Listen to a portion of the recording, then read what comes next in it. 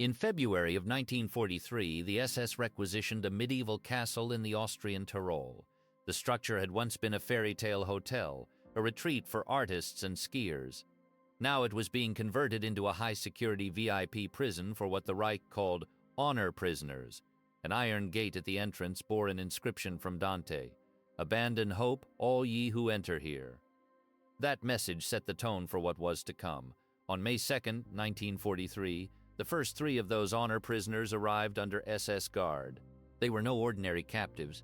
Former French Premier Édouard Daladier, General Maurice Gamelin, and labor leader Léon Jouhaux walked through that iron gate.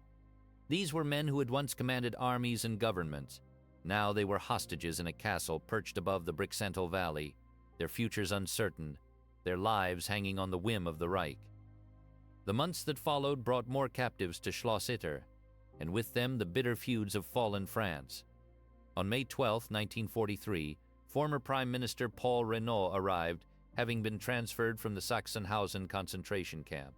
When he stepped from the staff car and saw his political arch-rival Édouard Daladier waiting in the courtyard, Reynaud could not contain himself. He called out that it was paradise compared to his previous prison. But his relief did nothing to soften the hatred between the two men. Over the following weeks, more French notables joined them at the castle. Jean Borotra, the famous tennis star known as the Bounding Basque, had arrived the same day as Reynaud. Months after that, General Maxime Weygand and his wife were brought to the castle. The prisoners quickly fractured into hostile camps. Reynaud and Daladier refused to speak to each other. Weygand was shunned by those who considered him a traitor for his role in France's surrender. Borotra, a former Vichy official, found himself caught between the factions. In the midst of this poisonous atmosphere, the prisoners shared one secret lifeline, a small shortwave radio that a Yugoslav electrician had stolen from an SS guard. Paul Reynaud hid the radio in his room, where he and his secretary would huddle under a blanket to listen to BBC broadcasts. By the spring of 1945, the war had turned decisively against Germany, and the strain showed on the castle's commandant. The SS captain had always been a brutal man, but now his cruelty turned erratic and drunken. He beat prisoners for minor infractions and flew into screaming rages that left his own guards shaken. The French captives watched the garrison's morale crumble as news of Allied victories filtered through. The radio in Reynaud's room told them that American forces were pushing into Austria, that the Reich was collapsing. That knowledge brought its own terror. What would the SS do with its hostages as the end approached? In late April, the situation at Schloss Itter grew desperate. The last commandant of Dachau arrived at the castle with his staff, boasting that he had ordered the execution of 2,000 prisoners before abandoning the camp. The French captives were certain their own deaths were imminent, but on the morning of May 2nd, the Dachau commandant shot himself in his room. 2 days later, the castle commandant fled with his wife, leaving the prisoners to their fate. The guards soon followed, and the French VIPs found themselves alone, free but unprotected in a region crawling with fanatical Waffen-SS units. Outside the castle walls, other forces were already moving to save them.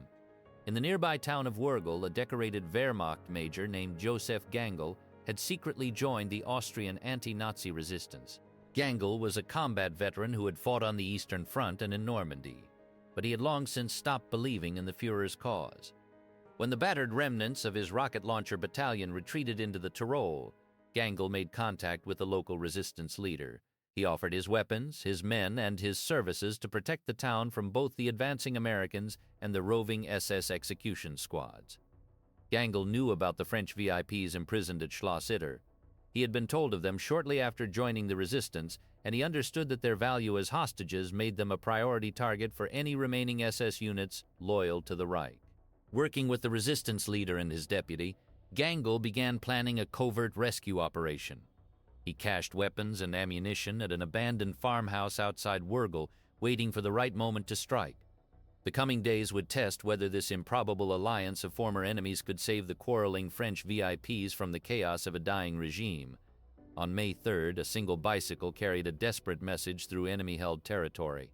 Zvonimir Chokovic, a Yugoslav concentration camp prisoner who had hidden a radio for the French VIPs, pedaled east from Itter village before turning west toward Innsbruck. He carried in his pocket a short letter written in English by Christian Mabire, describing the stranded VIPs and begging for rescue. Twice German patrols stopped him. But his story about installing electric lamps seemed to pass inspection. After 7 hours of dodging roadblocks and retreating troops, Chochkovich rolled into Innsbruck and found American soldiers from the 103rd Infantry Division holding the city.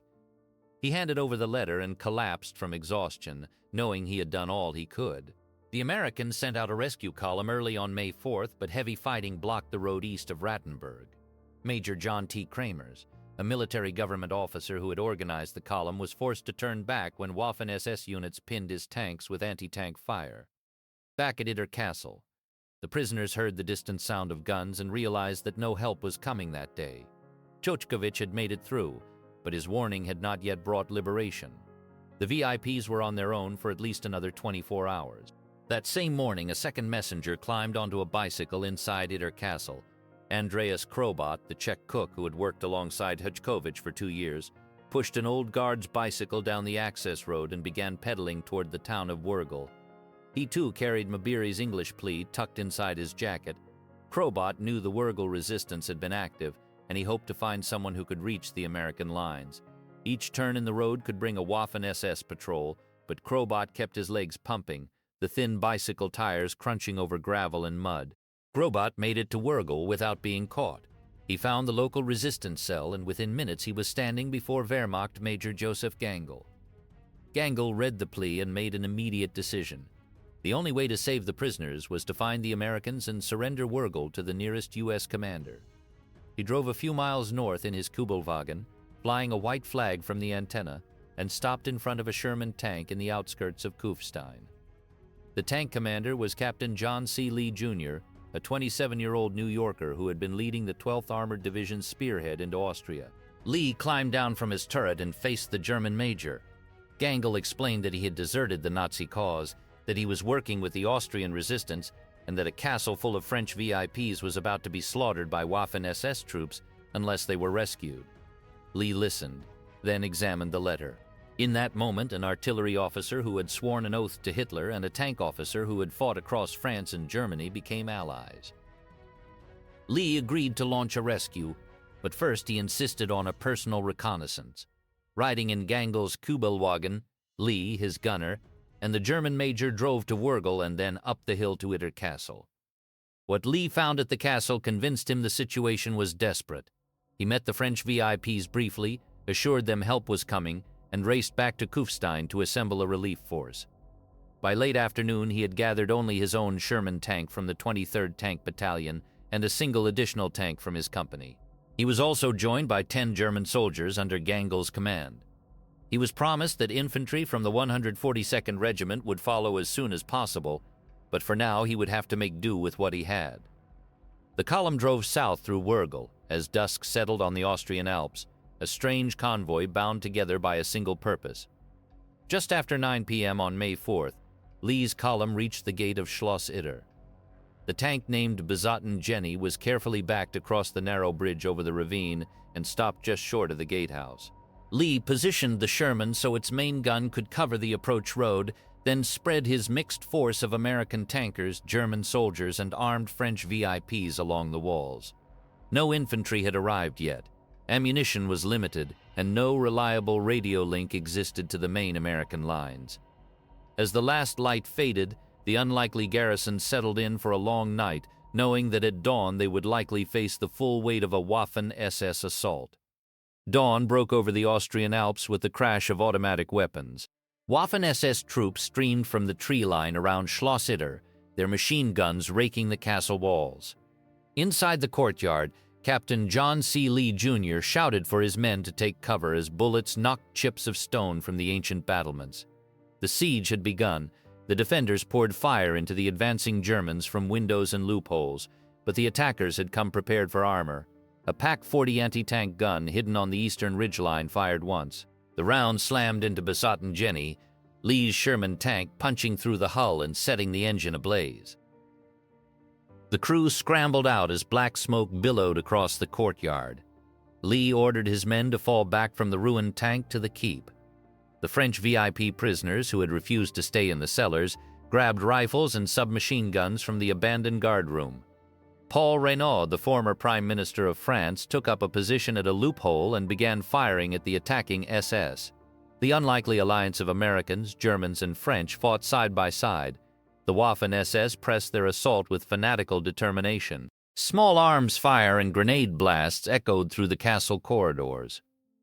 Josef Gangl, the Wehrmacht major who had defected to the resistance, moved along the parapet wall, directing his men. He saw Reynaud exposed near the open gatehouse door, the former prime minister silhouetted against the morning sky. Gangl ran without hesitation, crossing the open courtyard to push Reynaud to safety. He never reached him. A sniper's bullet struck the major in the head. He dropped instantly, his visored hat rolling across the cobblestones. Reynaud was unharmed, but the man who had saved him lay dead a few feet away. The loss of Gangl hit the defenders hard. Ammunition was running perilously low. Harry Bass, Lee's executive officer, reported that the machine guns in the gatehouse had only a few belts left. The French VIPs were down to their last magazines. Lee knew they could not hold much longer without relief. Among the defenders was Kurt Siegfried Schrader, a local Waffen-SS captain who had broken with the regime and was standing guard beside his former enemies. Jean Borotra, the French tennis star, saw their only chance. While fire from the keep covered the courtyard, he scaled the low parapet wall on the north side of the castle and dropped into the ravine below. Dressed as an Austrian peasant, he jogged through the woods, slipping past SS patrols. He was heading toward the sound of American guns.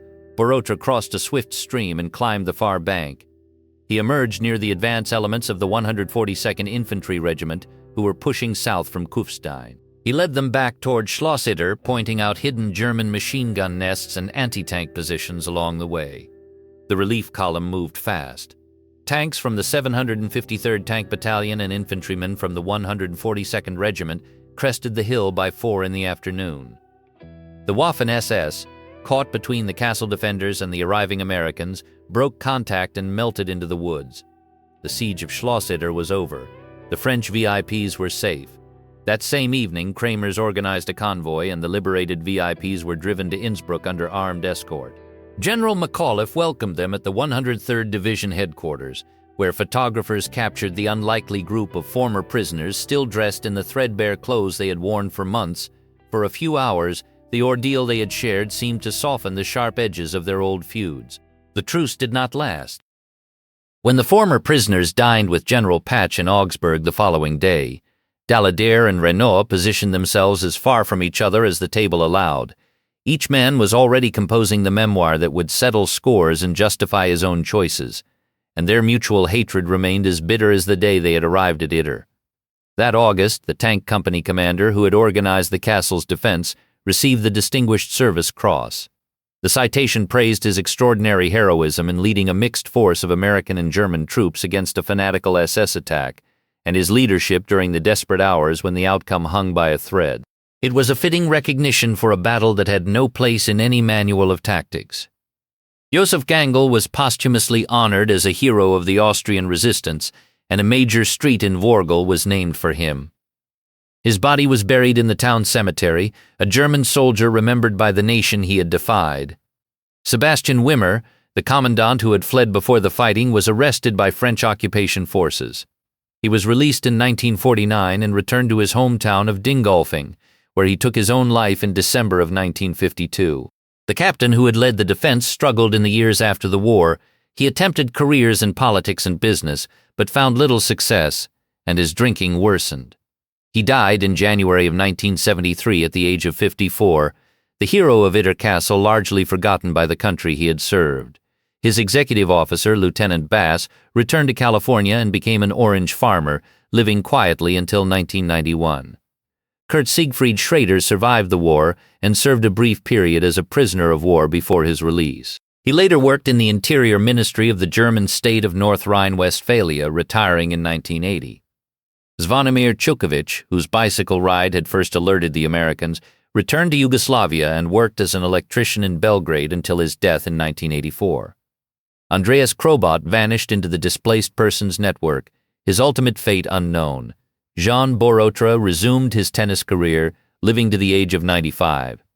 The other prisoners scattered across France, their political rivalries never fully healed.